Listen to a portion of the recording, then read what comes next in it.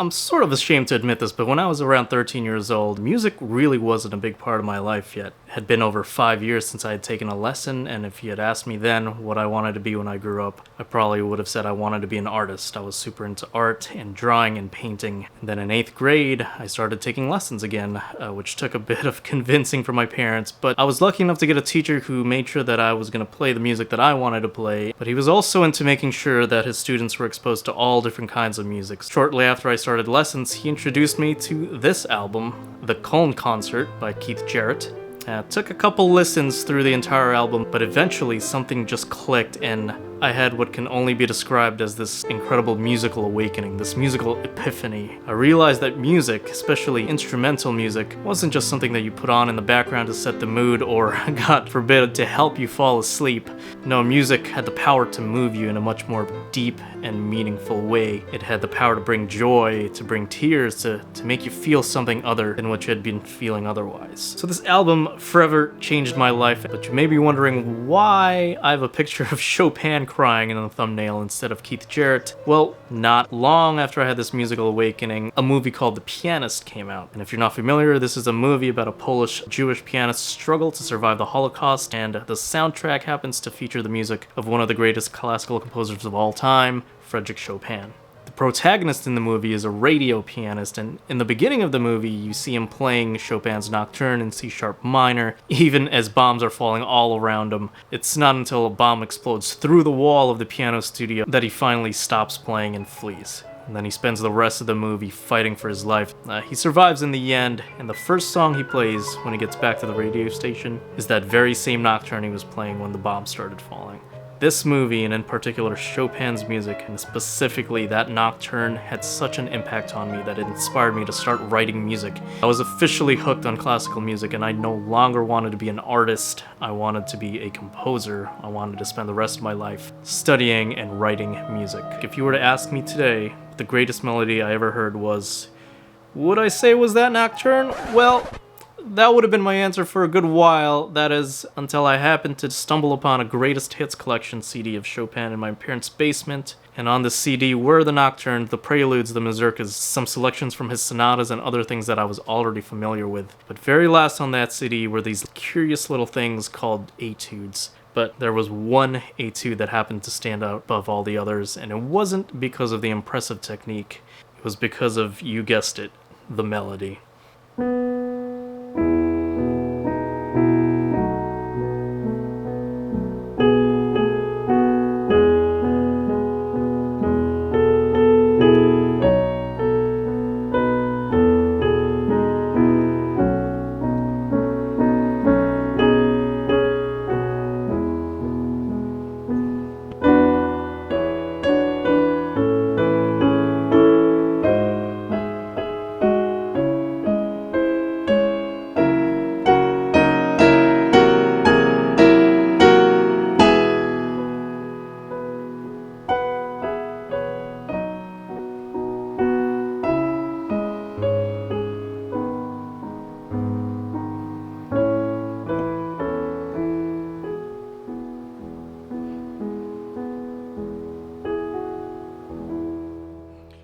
Took exactly one listen for me to flip that CD over and see Etude, Opus 10, number 3. I obsessed over this piece for weeks, and Chopin's music in general became somewhat of an obsession for the next couple of years. Funny enough, Chopin, in teaching this etude to one of his students, mentioned that he had never in his life written another such beautiful melody. So what exactly makes this melody so great? Well, for starters, the melody is very pattern-driven, so there's this definite logical structure to it. So if we take a look at that second part of the A section specifically, you have this line which goes like this, and then repeats that, create a pattern. And then a little later on, we have this descending pattern. Here we go. Right, so it goes down 3 notes, up 1 note, and then down 3 notes again, up 1 note, down 3 notes, and then up 1 note again. The melody also moves along without wasting any time, and it has this momentum to it that helps keep your interest. For example, in the very beginning, we have this, Now, instead of doing this,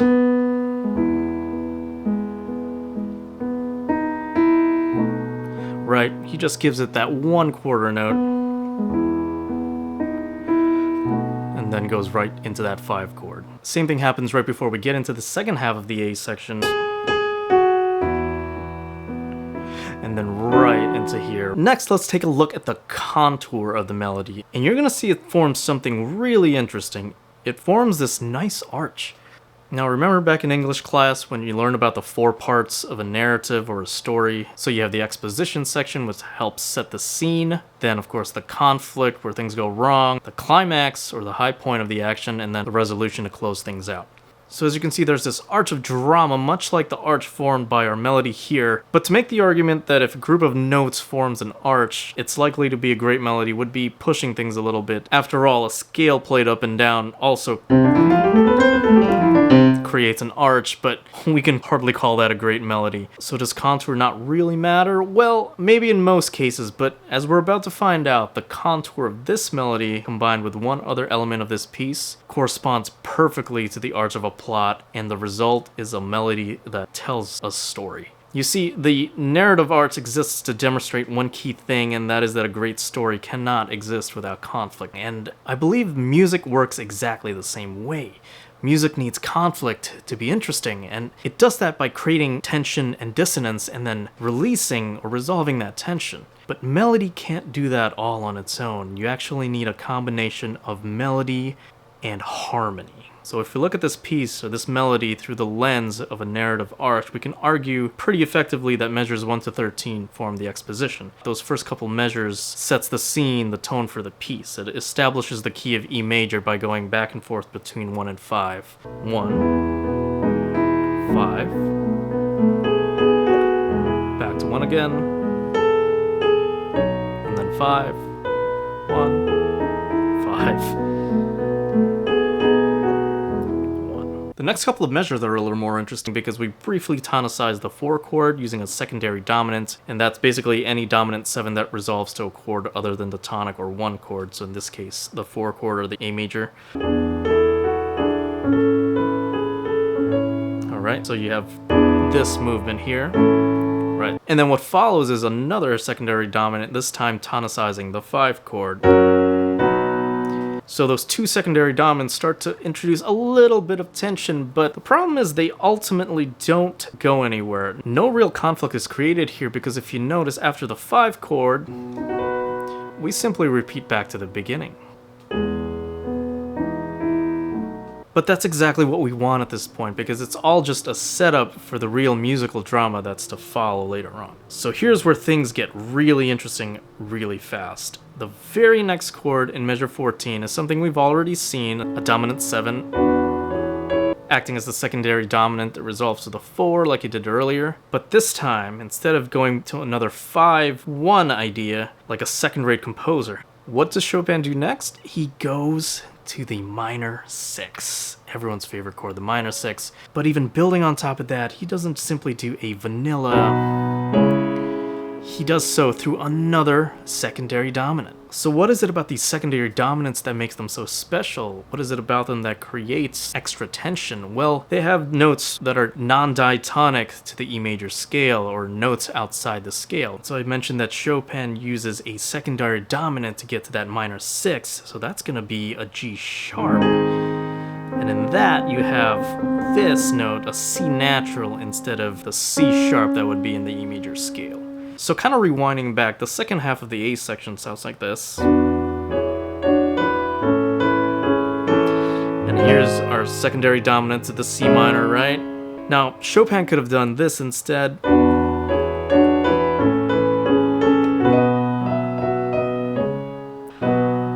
It sounds okay, but how much more awesome does this sound, right? And the difference is that there's this leading tone, C natural, that leads to that C sharp minor. On top of that, you have this 5-1 relationship from the G sharp going down to the C minor. So instead of moving like this, there's a bigger pull dropping down from the 5 to the 1. So now we have a good bit of tension. We just have to resolve that minor 6 somehow. Now Chopin could have simply decided that was enough tension for this section and resolved to say a 4, a 5, 1, but that kind of ending is for second-rate composers. So instead, what does Chopin do? He follows things up with a third secondary dominant.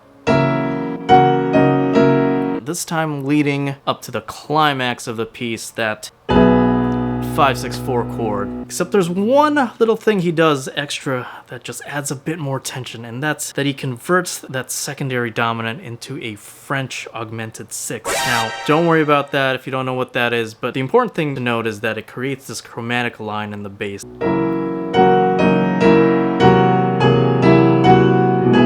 creating that incredible pull towards the B, and it just adds so much more tension, more drama. So we've made it to the climax, and if you notice, this is the highest note in the A section of the piece, so that's the highest note in the arch of notes, and it corresponds perfectly with the high point of the narrative arc, that being the climax of this piece.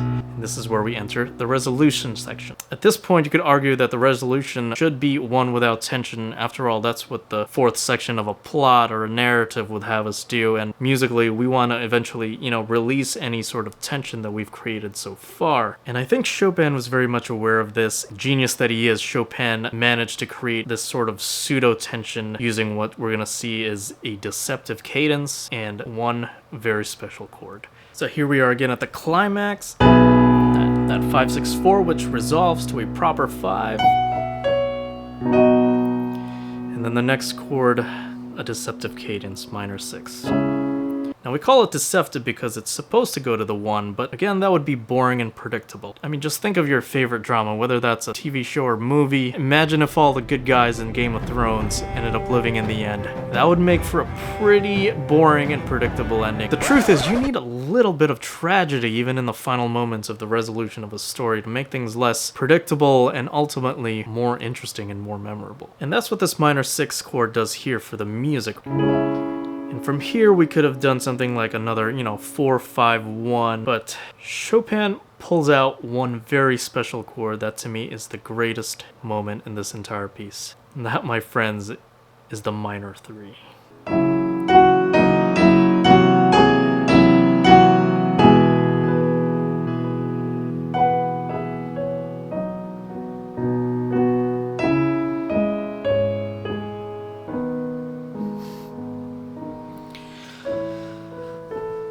There's just something about that just screams bittersweet nostalgia. It is, to me, the most beautiful part of this melody. There's just something about that.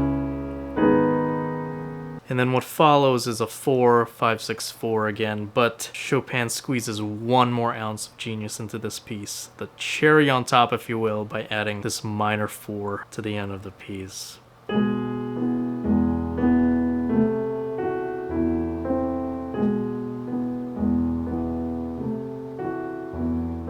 Putting it all together, this is what all that sounds like from the second half.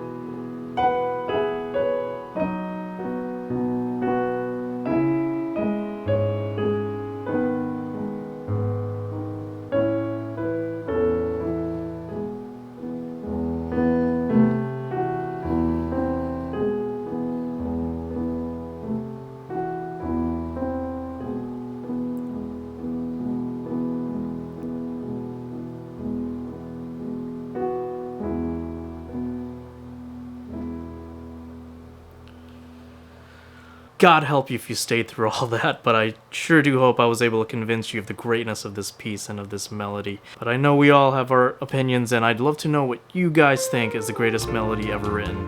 Go ahead and comment that below, and I'll see you on the next one.